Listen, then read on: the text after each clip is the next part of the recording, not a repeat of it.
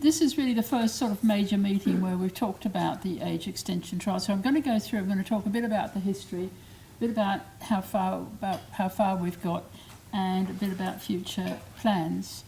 Now, again, half of you in the audience know very well, and it has been alluded to by other speakers, that the NHS breast screening program, which started in 1988, which seemed like yesterday, but it's a while ago now, it now offers, it's gone through various stages, but at the moment it's offering 7 routine screening, three years apart, to women aged 50 to 70.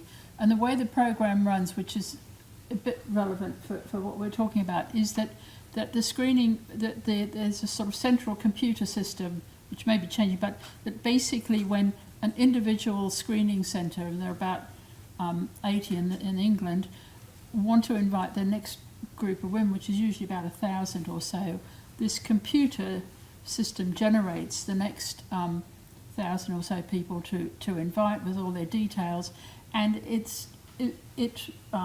there's a pattern to this, that the centres often have mobile units that go about around the country, and so it looks for the people who are in this, usually in GP lists, in a certain area for the next 1,000 or so invitations. And so women are invited. Their first invitation for routine screening is anywhere between age 50 and 52, and the average age is 51. And so, and really 3 years later, that basically the same women are invited again when the screening van or whatever is in the area. So it ends up being 7 invitations, 3 years apart, and these are the average age of women's 51 to 69. That's the way the screening program works, as many of you know really very well. Now, what happened was in 2009, it was the first year that Gordon Brown was the Prime Minister. He announced, it must have been at exactly this time, because it was at the time of the Labour Party conference, he announced a little bit unexpectedly that the screening program was going to eventually offer screening to all women aged 47 to 73. In other words, one extra at older ages, one extra invitation at younger ages. But there was only half the money set aside to do this work, and the Department of Health said that the money should be used in the best way to get reliable evidence about the effects of screening, because there was already, and I should mention it now, although I'll come to it later, there was already concern a bit about some of the harms and benefits of screening. There are already questions being asked about really the value of routine breast screening. So a pilot study was started in 2009. Again, this was in 7 of the screening units, and basically it was a very simple design. As I said, that when the computer generates for a certain centre the next sort of 1,000 or so to be invited, the program or the computer has all the names and dates of birth of people in a certain area. And instead of generating a list just 50 to 70, it was just a very simple program. They generated a list of everyone 47 to 73, and it's based on year of birth. It's not exactly 47 to 73. It's born when they're going to turn that age during that year. So the computer basically generates a list 47 to 73, but then sends to the screening clinic the names of everyone, all the details of all the people in the 50 to 70-year-old age group, but a 50-50 chance it either sends the names of the people who are 47 to 49 or 71 to 73. And this happens, and in every batch there are about 120 women, because of the population, differences in population size between younger and older women. It just so happens there, twice in the population there, twice as many women at this age than at that age. So sometimes a screening unit will get a list by chance of all of these ones, plus either all the women in this age group or all the women in that age, and there are about, in each batch, about 120. If they happen to pick on this age group, there are about 120 extras. If they pick on this age group, there's about 60 extra people to screen. And so, and basically this happens for every 1,000 invitations or so, and And in effect, the trial, although it seems as far on the receiving end as if it's the same thing, but essentially it's two trials. One is women looking at the effect of an extra screen, women aged 47 to 49, and there's another completely different trial for older women. And basically the women randomised in particular throw of the dice each time are the screened women, and the ones who are not invited are the comparison group, or the controls. It's a very simple design, and it's a very simple computer program too. It's obviously extra work for because of the population size and the older women, also the younger women, but also they have more there are more recalls and things. So there's a difference in work in the demands from the screening program, which age group gets invited, but it's balanced out. So what did we find in the pilot study? We randomised, was done in 5 centres, and basically 40,000 women were randomised, half of them were invited, but not all of them invited, and this is really important when we talk about the power. Only 63% attended for screening, and it was possible, we said, that women who were randomised out but asked to be screened could be screened, but only 0.2% of the women 47 to 49 who were randomised out actually asked to be and were screened. For the older women, as I said, just by chance, there's half as many women, 71 to 73 in the population as 47 to 49. So 20,000 were randomised, 1,000, 10,000 were invited, 62% turned up for screening. But differently, 6.8% of the women who were randomised not to be invited actually turned up and asked to be screened, and they're called self-referrals in the program, and it's been encouraged for a long time as actually screening unit policy to say to older women, if they want to be screened, they can request to be screened. And we can see this, and this, as you'll see when I come to it later, this does somewhat, if we use a sort of technical word, contaminate the comparisons, because there are quite a lot of women who are randomised not to be screened who actually do turn out to be screened. Now, so that's just a bit of background. So the pilot study, we're really assessing that, but it turned out it was very feasible. There was a worry that lots of young women would self-refer. There are all sorts of concerns just about the logistics, whether things would work, about whether there would be about people coming in and asking for more screening. But it went quite well. In 2010, the main trial began, and its aim still is, to assess reliably both the benefits and the risks of extra screening, and to do that separately, as I said, it's as if it's two separate trials, but just so happens the design links one with the other.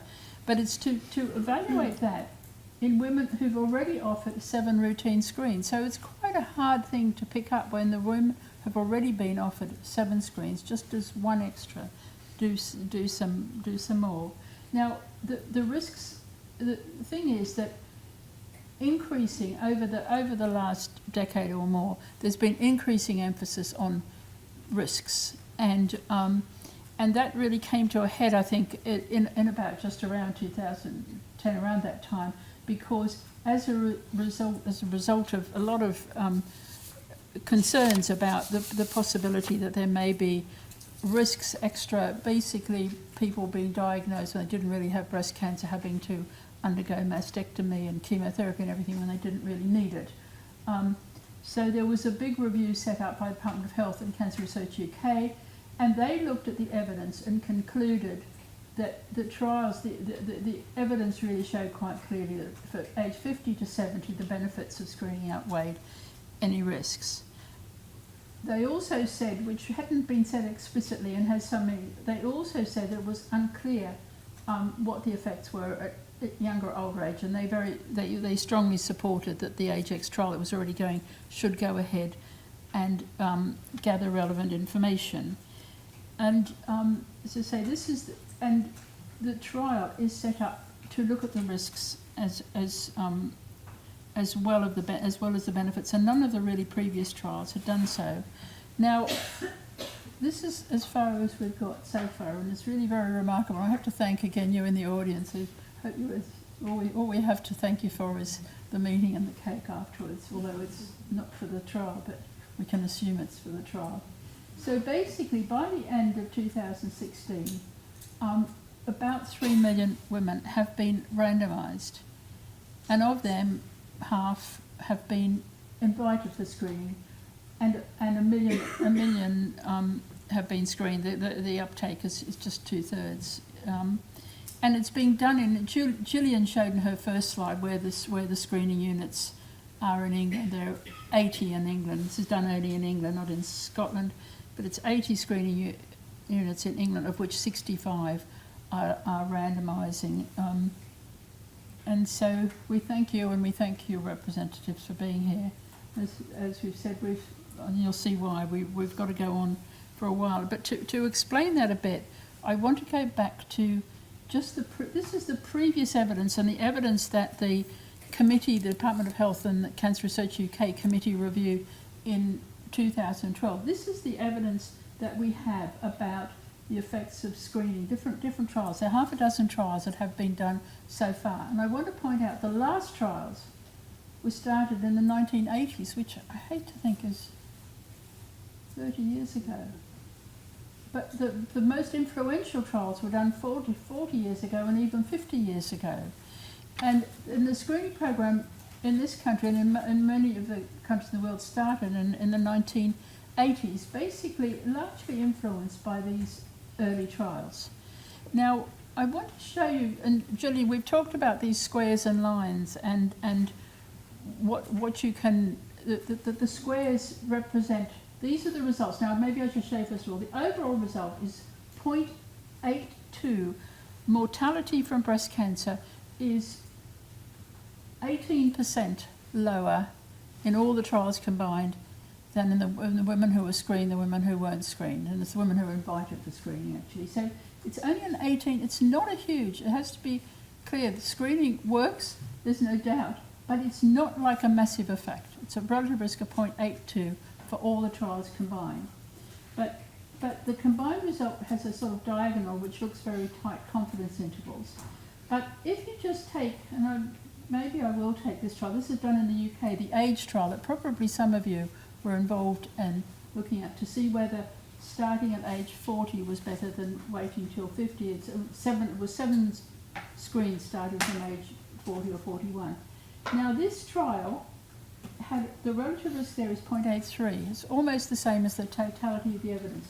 But these lines give you the confidence intervals, and the upper confidence interval here was 1.04. So the relative risk was any result between 0.66, which is a 34% reduction in mortality, which is very great, or a 4% increase, is consistent. So this trial ended up having a non-significant result. Although it was very important, it was very expensive, it ended up with a non-significant result. And all these trials, if you look all the way up here, all of these trials actually ended up with a non-significant result. All of the trials done in the 1980s. And essentially, and yet the dotted line is the overall result of 0.82. They were all consistent with the dotted line of 0.82, but they were also consistent with no effect at all. And this is what we're trying to avoid. This is the thing we want to avoid in the age trial. We must not end up spending a huge amount of money, you all doing so much work, and then saying, well, we've got some result, but it's consistent with overall results people have found before, but it's also consistent with no effect. We absolutely have to make sure that we're not going to fall into the trap of all these. In fact, if you look, there's only 3 out of the 12 that by themselves had a significant result. All the others didn't, and that's Rosie talked about meta-analysis of breast cancer treatments and so forth. You've got to be really clear what you're doing, and this is the fault of what went before and what we're trying to avoid, really going to avoid this time. So, and the other thing, so the first thing is we're going to do, I'm going to come to power in a minute, but the trial, the other thing that a lot of the critics said about, I'm just going to go back to these, a lot of the critics who wrote reviews in the 2010s said, oh, these trials up here were hopeless. They didn't follow the current standards, guidelines about how to report trial results. Well, there were no standards then. And yet, some of the people, and there's a famous Cochrane review, that said, well, we're going to disregard all these things up the top because they didn't follow the standards and the requirements for trial reporting that now exist. But, you know, there were no, it's these sorts of trials that set up the standards.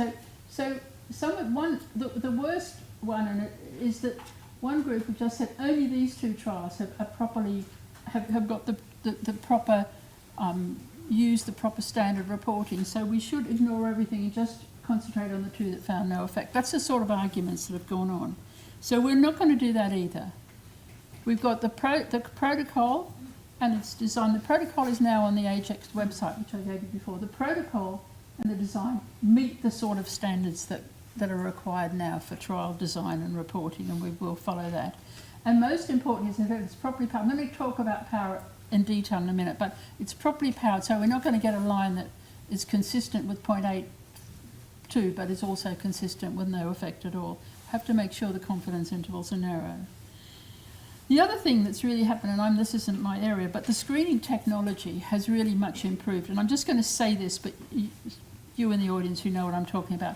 We now use 2-view digital mammography, which is miles ahead. You think about 50 years ago or 40 years ago.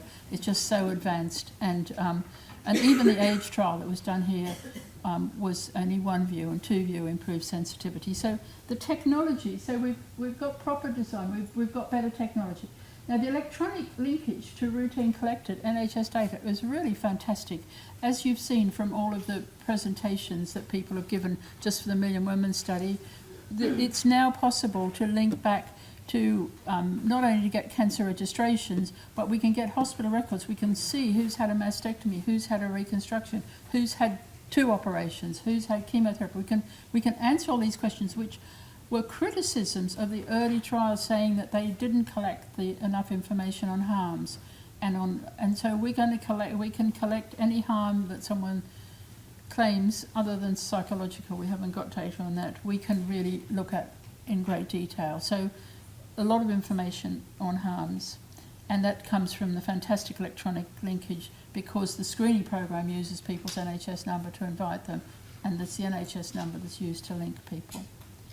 Now, since 1990, the treatment has substantially improved, and that really means, and it's the treatment of early breast cancers, because as you know, a screening program, even if it picks up something early, the cancer early, if you can't treat it, if the person who's got the cancer is going to die from it anyway, and there's no treatment that works, you might as well not pick it up. So you have to.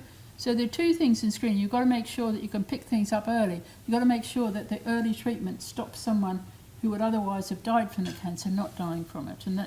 But we've got better treatment now, so that should work in our favour. And we really can see not only have we got treatments, but from what Isabel showed, they're really picking up interval cancer. This is Isabel's slide. They're picking up, really the tumours that are being picked up are so much. If you turn it, you've got to turn it back to front to say, well, how do the screen, this is interval versus screen detected, but it's the inverse picture for screen detected versus interval. The screen detected tumours are much smaller, node negative, all the things, they're earlier. So, and they're the ones you really want with treatment. You want to stop, you want to prevent deaths in those groups, and it really looks as if you should. And I think I was talking to Juliet about it. We've never really seen, these sorts of data are not around very much, and they're really stunningly different. So it does mean you and the screen program, the screening is really working in terms of picking up early cancers, which it should do. And plus this other thing, which is not widely known, that the ER, the estrogen receptor positive cancers are more likely to be screen detected, and they're the ones where all the treatment works. So we've got a lot of things going in our favour that could make things show up very clearly, as we've seen. We've seen that in the treatment of estrogen receptor cancers with endocrine therapy, tamoxifen or aromatase inhibitors really reduces mortality, as Rosie showed. And then we've got this huge reduction in mortality, which as she said, it's largely treatment, but the early detection screening is adding into this. The screening program began in 1988. So it's the screening program, the treatments, everything really has got so much better. So we've got this fantastic drop in mortality, which really is very, very impressive. But the incidence isn't going down. This is just treatment and so forth. But I'll say it's the bottom of this slide. But one of the I wouldn't call it a problem, is because the death rates are falling so much, it means you have to, it makes the trial has to be even bigger, because we're looking to pick up the absolute risks are small now. So even though there are lots of things going in our favour, there's certain things that are making this a very difficult trial, and difficult means just having to be extremely large. And one is, we're not just assessing all the other trials, we're comparing groups who had, say, the comparison group was women who had no screening, and they might have offered in some of these trials 2 or 3 rounds of 2 or 3 screens versus none. Whereas we're examining effectively an additional screening against a background of population already having 7. So it's much smaller absolute effect we're trying to pick up. Now, and also we're contaminated. As I said, I use the word contaminated. Well, first of all, there are two problems about compliance. First is that only about 2/3 of those invited are actually screened. So we're not getting good compliance. And the compliance, the power really is affected by compliance. As Richard Peto's not his part of this, is that it's a power relationship. It's not even linear. So the greater the proportion the greater the non-compliance, it increases the power by a fact of increases the statistical power is reduced by a power of the proportion. I haven't said that very well, but thank heaven he's not here. Anyway, it's quite serious, the fact that not everyone invited is screened. And then we've got the added, as I use this word contamination, but the added thing that now about 10%, and it's even a bit more, of the women who are 71 and 73 who are randomised are actually randomised not to be invited, actually self-refer to screening. And this just means that we're trying to pick up a smaller and smaller signal. And as I said, the death rate, I've already said the death rate's falling. So all of this means that you've got to build this into the calculations of how big the trial has to be to make sure we don't end up with these long confidence intervals where we can't really interpret the results. So I'm really not, I have been asked several times about numbers and statistical power, and I'm just going to say that if the doubling with twice as many women, we've now basically randomised about 3 million women.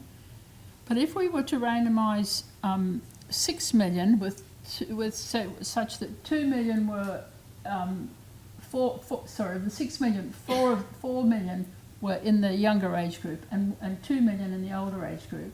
So with 4 million in the younger age group and 2 million unscreened and 2 million invited for screening, bearing in mind and trying to pick up a relative risk of 0.85, if you remember all the trials combined was 0.82, to get a relative risk of 0.85, allowing for 66 acceptances and so forth, basically we want to be sure that we're going to achieve a p less than a reasonable probability, p less than 0.05 with a reasonable chance. And with 4 million women in this randomised in this age group, we've got about a 90% chance of actually being 90% chance of getting a value p less than 0.1 if this is the relative risk we find, and we certainly want to be able to identify a relative risk of that 0.85. And similarly, just because in the older women the death rates are higher, the number of cancers are higher, it ends up being about the same power for the older women as well. Just by chance, the power is about the same in the two age groups. And so with 6 million randomised, eventually we should be able to pick up pretty surely over 90% chance of doing so a relative risk of 0.85, which is what we're planning to do. And so in 2000, now there was a bit of confusion because Gordon Brown did say in 2007, he said that eventually all women aged 47 to 73 would be invited for screening. And there's been a bit of confusion about this because he said that, and then this Department of Health committee said, well, there's really there isn't any evidence that screening works beyond the ages of 50 to 70. So in 2015, in response to a government, there was a House of Commons Science and Technology Committee report on national health screening that was published a bit before that, but the government responded in 2015 and said, and this is a quote from their report, saying, future decisions about extending the routine NHS breast screening outside the age group 50 to 70 should await the emergence of reliable evidence as to its effects. And this is the first sort of statement that was a bit different to what Gordon Brown said in 2007. Now the clear statement is we've got to wait until there's reliable evidence before doing anything about it. And the program will need to invite in these extended age range, I mean 47 to 73, for at least 2 more screening rounds. Now you've got to get the screening rounds are these 3-year cycles, so it's saying for another 6 years, which is about right. So this is what has been said. But then there's another and I hope I've got time. There's another part of this history. So that's the basic 47 to 73 trial, the age extension trial, as originally written up and really following Gordon Brown's statement. But at the same time, another parliamentary group, or 2013, concerned with the sorts of things that Malcolm Reid and Torrell talked about, they produced a report called Age is Just a Number, report of the Parliamentary Inquiry into Older Age and Breast Cancer. And they published in 2013 and really pointing out a number of things. I'll just go through quite quickly, but just saying, and one of their recommendations, they basically said that women in the 70s are not given the same treatment, they're not involved in trials, they're not given a whole slew of things that we've heard before.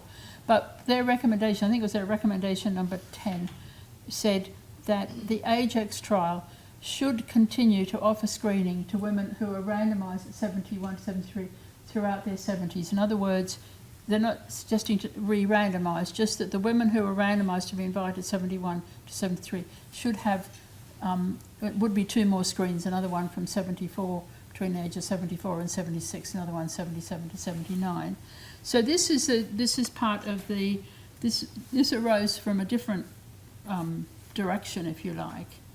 And what they showed, and it's a bit like what Malcolm showed, I'm just going over quickly. See, about a third, in England, about a third of the cancers that breast cancer occur now are in women over 70. Torrell showed that, the treatments, mastectomy rates go up, but reconstruction goes down, and we know that they're not included in trials.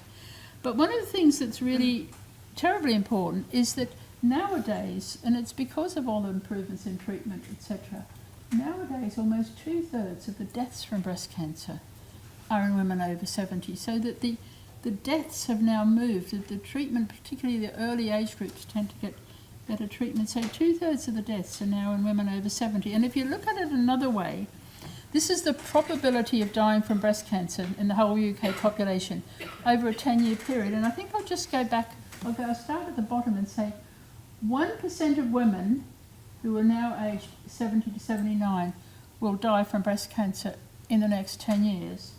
And it's only, and I won't say only because they're very important, but it goes down very much with age. It's 0.2% of women aged 40 to 49 will die of breast cancer in the next 10 years.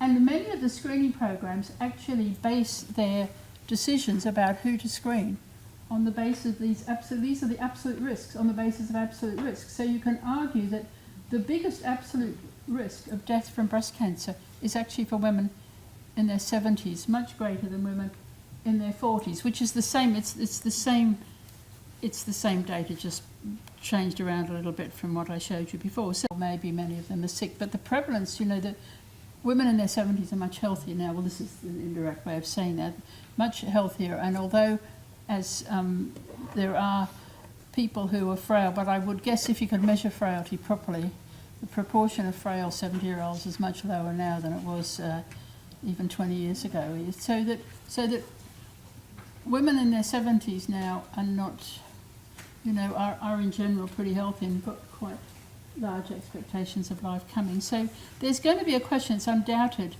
Say the trial does find that if it found that, say, screening from 71 to 73 was beneficial and greater benefit than the risks, the next question will obviously be, well, what about women who are 74? And the screening programs, rightly, the government won't say, if there's no evidence, they're not going to change the program. So it really is the obvious question, particularly as we move on a bit. The obvious question, if we just did 71 to 73, is, well, what about 74-year-olds, 75-year-olds? And it really seems, given the amount of effort and the amount of time already spent, it really does seem. Oh, and another thing too, I think I'm just going to jump this, but I think I'll show you. I can see a spelling mistake there, but anyway, there are going to be questions like, what do we do about women throughout their 70s? But another thing that should make screening, you must feel it in the clinics, that the interesting thing is that women who are in their 70s are less likely to be recalled for assessment, and that takes up a lot of time. So 7.5% of the women aged 47 to 49 are recalled for assessment, but it's only 3% at the older age, and it's to do largely with, it's not entirely, but with mammographic density, that the density is it's much easier to see things. Breast density decreases with age, so it's much easier to see tumours. And even though 2.5 times more are recalled for assessment, have to have more evaluations, they're half as likely to have breast cancer diagnosed, only 0.5% compared with 1.1%. So that the younger women, more likely to be recalled, less likely to have breast cancer. So that means that 1 in 15 of the women recalled at age 47 to 49 are actually diagnosed with breast cancer in the end, whereas it's 1 in 3 recalled at age 71 to 73. So it's less sort of intervention, and people, recall does upset people if they're recalled. The other thing, the proportion of ER plus disease, which is preferentially picked up by screening, increases with age. And so anyway, cut a long story short, there are all these reasons why it is quite sensible, particularly given the fact that the trial exists, to think about offering the women who are randomised to be screened at least 2 extra screens. It does depend on the resources available in the centres, and that's something I'm going to come to in a minute. But basically, Public Health England, their National Executive Committee, considered the trial and what the All-Party Parliamentary Group had said, and recommended that the AGEX trial should offer women who are randomised at age 71 to 73 additional screens throughout their 70s, starting in 2016. And we now have ethics approval to do that, to offer up to 2 additional screens for women randomised to be screened at 71 to 73. And so what that would involve, as I showed you before we'd randomise, the dark blue is, we randomise once in 50-50 at 71 to 73, but then the ones who are randomised to be invited get two extra screens, one at average age of 75, another one average age of 78. And so that is the plan now. Sorry, just before I finish, I've got only 2 more slides. Where are we heading with all of this? And that's really the sort of timescale and what we're planning. Well, as I've said several times now, we're basically this is 2 completely different questions, because we might get one answer for one age group which is not the same as for the other age group. It doesn't mean if we find screening works in the over 70s, it also works in the before 50. We don't. It's not. There's no obvious reasons why the result in one trial should be the same as in the other. So our principal analysis, and I want to make this really, is breast cancer, is deaths from breast cancer. And we're going to subdivide them by ER status. We've heard a lot about estrogen receptor status, as they're preferentially diagnosed at screening, and there's a lot of the treatments, they're very effective treatments, ER positive disease. But also by 5-year time periods, 0 to 4, 5 to 9, 10 to 14, and so forth, since allocation. Now, we don't expect, from the previous trial, we don't expect to see an effect here. The best we'll see an effect 5 to 9 years after randomisation and then 10 to 14 years. So we don't expect anything in the first 4 years. There are going to be subsidiary analyses, and this is sort of the harms about breast cancers diagnosed, numbers in both groups, the size, stage, ER status, recall rates, biopsy rates, mastectomy rates, chemotherapy rates, mortality from other causes and all causes. So we're going to do all those, but they're subsidiary analysis, which are very clearly laid out in the protocol. So what about the timescale? Now, as I've said, any effect on mortality is not expected really until 5 to 14 years after the screening. So even for the women who have been screened to date, the first results would not be appearing would not be evident until the mid-2020s.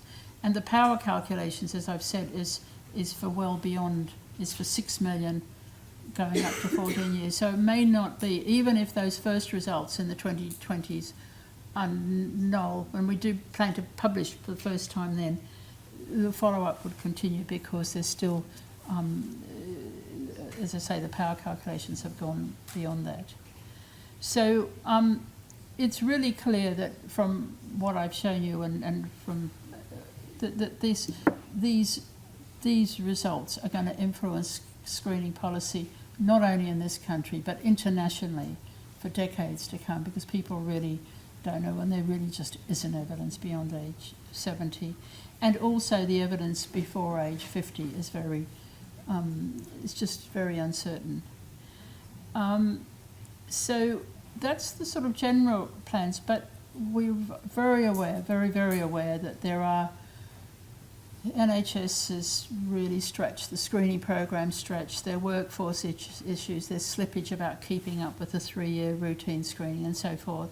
So what we're doing at the moment, what we're doing probably after today, is we're going to really start working with Public Health England, who have now, I should have said it some time ago, have taken over from Public Health England when it was constituted in 2013, took over running the screening programs from the Department of Health. So we're going to work very closely looking at feasibility and addressing what we can do about problems that can affect the trial, particularly workforce issues that we're very aware of.